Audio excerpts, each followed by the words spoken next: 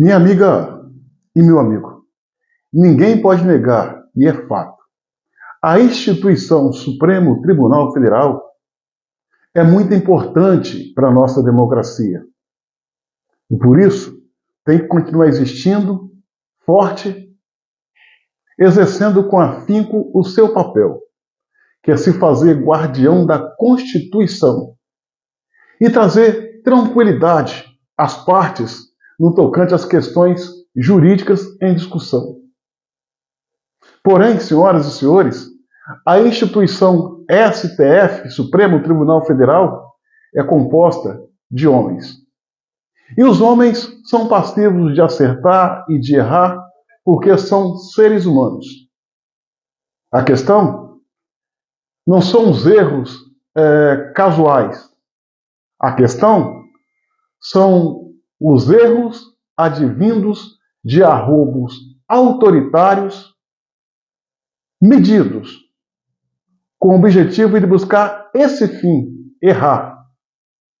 Errar, desprezar a Constituição, as regras democráticas, para só fazer a vontade desse ou daquele ministro, desse ou daquele grupo, não visualizando a legalidade, as regras constitucionais que tem que ser o norte de toda decisão.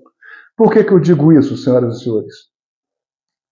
Existe dentro do Supremo Tribunal Federal alguns ministros que são notadamente conhecidos por atropelar o nosso ordenamento jurídico, por atropelar a nossa Constituição, rasgá-la, jogar ao chão e sapatear sobre. E isso não é bom. A democracia, a nossa democracia, se sustenta num tripé: legislativo, judiciário e executivo. Mas, lamentavelmente, hoje existe um ponto de desequilíbrio. E esse ponto de desequilíbrio vem de onde não deveria vir, sob hipótese ou circunstância alguma: Supremo Tribunal Federal. E repito, por causa do comportamento de alguns ministros daquela corte. Esses ministros não se colocam como guardião da Constituição.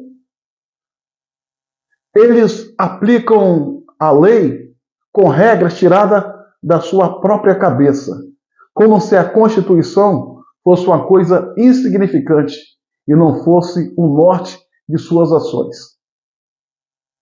E é justamente por essa e tantas outras razões mais que o Supremo Tribunal Federal hoje está desgastado perante a opinião pública, não gozando de credibilidade, sendo alvo de questionamentos e de piadas. E isso é ruim, isso é lamentável.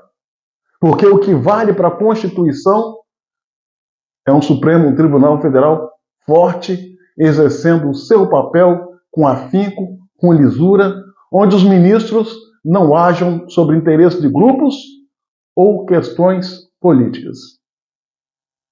A gente tem visto que muitos ministros têm exercido função que não lhe cabe, onde é possível ver que o ministro se coloca como juiz, vítima, promotor, advogado, investigador, juiz, exerce todos os papéis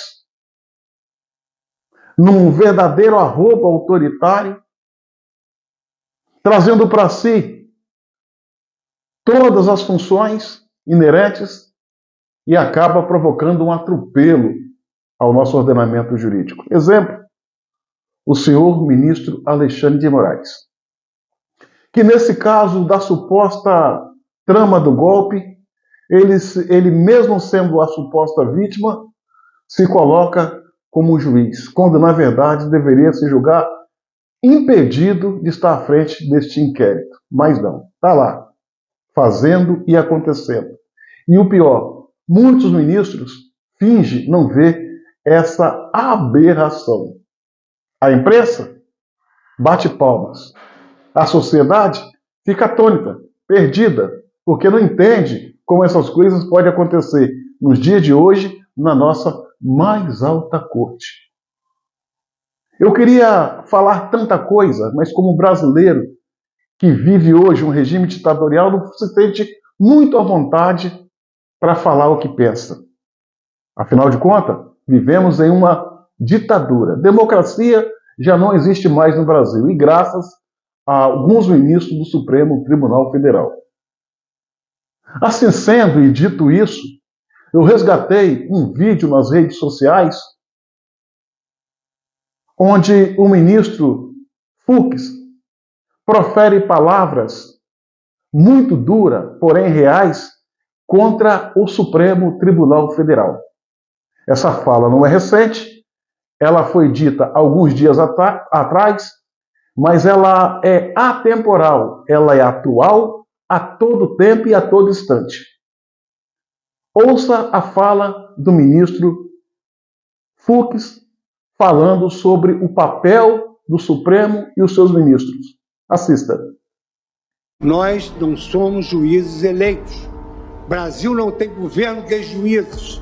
E é por isso, e aqui foi mencionado pelo ministro Dias Toffoli, que se afirma e se critica com vozes intensas o denominado ativismo judicial.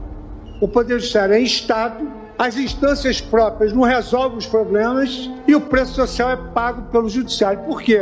Porque nós não somos juízes eleitos, nós não devemos satisfação a eleitor. Então manda para o Poder Judiciário. Aí inicia-se um uso imoderado das ações constitucionais e o Supremo Tribunal Federal passa a não gozar de confiança legítima da sociedade. Essa prática, anoto aqui, tem exposto o Poder Judiciário, em especial o Supremo Tribunal Federal, a um protagonismo deletério, corroendo a credibilidade dos tribunais quando decidem questões permeadas por desacordos morais que deveriam ser decididas na arena política. É lá que tem que ser decidido.